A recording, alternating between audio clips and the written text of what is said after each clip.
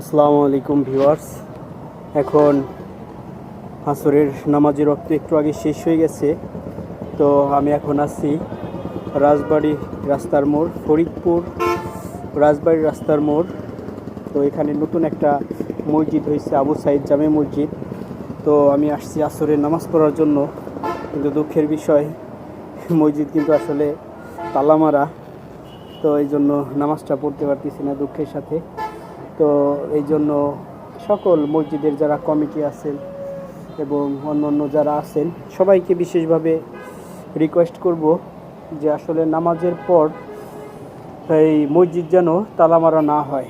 কমপক্ষে যেন নামাজ যেখানেই থাক বা যেখানে আমরা থাকি, যেন মসজিদ তালা মারা থাকলেও মসজিদের বারান্দা যেন সবসময় খোলা থাকে।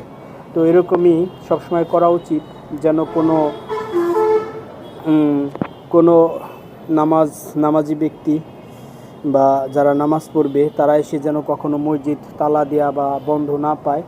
আসলে মসজিদ তো ভাই একান্তই আল্লাহ তাআলার ঘর, ইবাদতের জায়গা। যদি এখানে আমরা তালা মেরে রাখি, যদি মানুষ ইবাদত নাই করতে পারে, তাহলে এটা আল্লাহর জন্য কি আসলে প্রকৃত ঘর হইল কিনা আমাদের, এটা কিন্তু আমাদের বিচার করতে হবে। আমরা আসলে চিন্তা করব। তো আসলে যেখানে মসজিদ কমিটির যে সকল দায়িত্বপ্রাপ্ত ভাইরা আছেন এবং ইমাম, মুয়াজ্জিন এবং খাদেম ভাইরা আছেন, তাদের কাছে আমি বিনীতভাবে অনুরোধ করব, আপনারা কমিটির মাধ্যমে এইটুকু অনুমতি নিয়ে রাখবেন যেন মসজিদে সবসময় খোলা থাকে, বা খোলা না থাকলেও যেন এই মসজিদের নামাজ পড়ার মতো একটা জায়গা সবসময় বাইরে থাকে। তো এখানে কিন্তু এই নামাজ পড়ার একটা স্পেস রাখলে ভালো হইতো।